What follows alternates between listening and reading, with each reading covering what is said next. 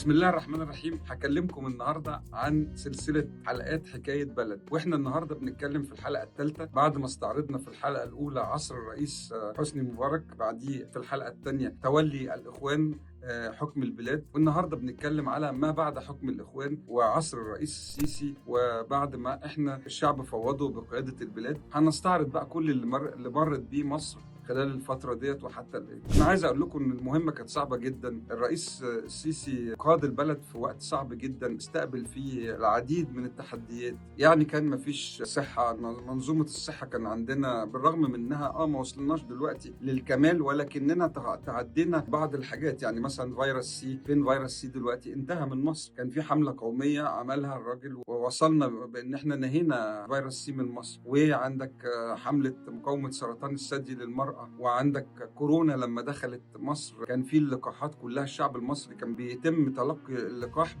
بالمجاني، وكان كل الشعب المصري متاح ليه ان هو ياخد اللقاح. ولا زال لحد دلوقتي الخدمة الصحية الدولة بتشتغل عليها على تطويرها. وبعدين بقى هكلمكم طبعا على تطوير العشوائيات، اتكلمنا عليها في الحلقة الأولى. المباني الصفيح اللي كانت في الأرض دي، اللي كانت مبنية على أرض فاضية وما فيهاش مرافق، كل الناس دي تم تسليمهم وحدات صالحة للمعيشة وفيها عفش وفيها حياة كريمة. وبدأوا ان هم الدولة بتطور اماكن كتيرة جدا كانت عشوائيات عشان تتخلص من العشوائيات. وكمان اتكلمنا على شبكة طرق تتعدى 2000 كيلو متر، كلها اتعملت بشكل جيد جدا، ولا زال الاعمال شغالة فيها. وموضوع بقى كارثة ان القاهرة جراج كبير دي ما عادتش موجودة. يعني حضراتكم اكيد لامسين ان احنا ممكن تروح من اي حتة لاي حتة في فترة قليلة جدا، لا تتعدى ال 20 دقيقة او كده من مكان لاخر.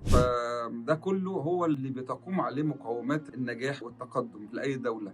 وطبعا في آراء بتقول لك احنا يعني ايه الجري اللي احنا بنجريه ده كله؟ ده احنا نهجنا، ده احنا مش قادرين على اللي بتعمله الدولة ده. احنا بنعوض فترة توقفنا فيها توقف طويل، 30 سنة كنا واقفين، وحكم الإخوان كمان ما كانش فيه أي حاجة اتقدمت لأنها كانت فترة مش كبيرة قوي، وكان فيها صراعات وكان فيها أجندات أخرى غير المواطن المصري. لكن أنا عايز أتكلم عن أجندة الحكومة أو أجندة الحكم في عهد الرئيس السيسي، هي المواطن المصري. قولوا لي كده على حاجه ما اتعملتش كان نفسنا نعملها: شبكه طرق، مترو الانفاق، قناه السويس، حفر قناه السويس، عمل دلتا جديده. يعني المشروع بتاع الدلتا الجديده اللي لسه اطلقه الرئيس السيسي لسه مؤخرا، ده مشروع عملاق هيتيح فرصه زراعه اراضي زراعيه كتيره جدا في الصحراء، وهيوفر لنا القمح. بنحاول نوصل، مش هنقدر نوصل للاكتفاء الذاتي، ولكن هنبقى عندنا حد الكفاف اتليست، ما نبقاش تحت سيطره حد. الجيش بتاعنا تم تطويره، معمول له 100,000 حساب من العالم كله. الجيش الغامض المصري القوي بجندي المصري بالآلات والمعدات بتاعته اللي قعدوا يطوروا فيها بشكل رائع. أنا ببقى فخور لما بتكلم عن الجيش المصري وعن الجندي المصري وعن الضابط المصري.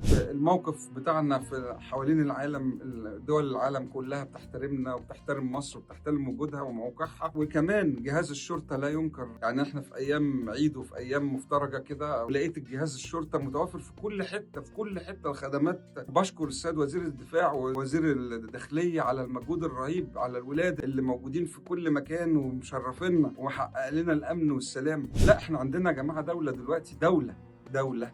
فانتوا لما تيجي لكم قوى المعارضه او اي حد معارضه من الداخل او من الخارج تشككوا في سلامه العمل الوطني اللي بيتم بيه مجريات الامور حاليا، ارجوكم ما تستمعوش للناس دي لسبب، لان احنا دوله بتمشي بخط منظم، والقائمين على الحكم كلهم ماشيين على تراك وماشيين. الجيش او المؤسسه العسكريه انا ما براجعش فيها لسبب، لان عندها انضباط جامد جدا. فانا متاكد من سلامه الاجراءات المتخذه من قبل الرئيس السيسي والمجموعه اللي بتدير الدوله، لان الانضباط هو هدفهم الاساسي، وناس اتربت وعاشت على الانضباط. احنا مقاسيين معاهم عشان احنا كنا بنحب الهات وخد والكلام الكتير ومش عارف ايه. لا، احنا رجال افعال وليس كلام. كل تصرفات مصر على الارض كشجاعه، وقوفها جنب الدول العربيه، موقفها السياسي، تقدير الدول الاوروبيه ليها وتقدير امريكا ليها.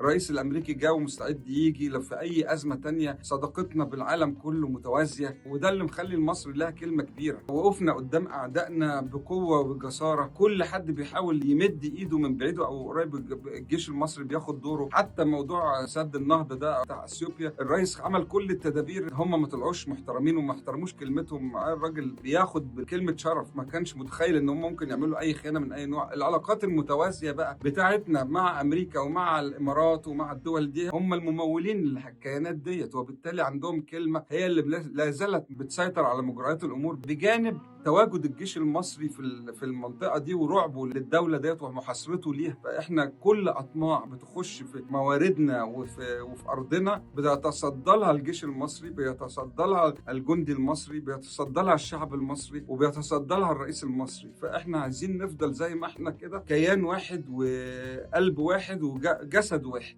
ما ينفعش نقعد نشتكي الحال ونقول مش عارف ايه وكلام. يا جماعه، ما هو اي دوله بتبني نفسها وبتتطور وبتخش على التراك ده ان هي تكون دوله عظمى ودوله قويه، لازم بتمر بازمات. ما هو عادي، احنا لازم اللي نعمله نزود التكافل الاجتماعي. في ناس اثرياء في مصر انا بدعوهم كلهم ان هم يزودوا التكافل الاجتماعي. يعني الاضحيه بتاعت العيد دي خدوه يا سيدي، ده مثل من الدين الاسلامي. كل شويه ده اذبحوا ووزعوا من املاككم زكاتكم وكتروا من صدقاتكم، علشان خاطر اللي معاه يغطي اللي ما معهوش. احنا نعمل تكافل اجتماعي جنب الدوله، يعني نغطي موضوع ان الناس عندها شويه تعب في المعيشه نتيجه الاستثمارات والتحركات الدوله العنيفه الكبيره بتعوض بيها 30 سنه نوم. انا جبت لكم الموضوع من اوله علشان خاطر نشوف احنا ليه بنجري كده، بنجري ليه بسرعه قوي كده، ليه بننهج، ليه تعبانين. مش بنجري عشان احنا ناس، مش عشان احنا ناس فشل، عشان احنا ناس ناجحه وتعبانين من ان احنا كتر الشغل هنا وهنا وهنا وهنا تعبكم. لكن احنا بنينا بلد. العاصمه الاداريه الجديده دي فخر لمصر، والمونورويل اللي كان فيه بعض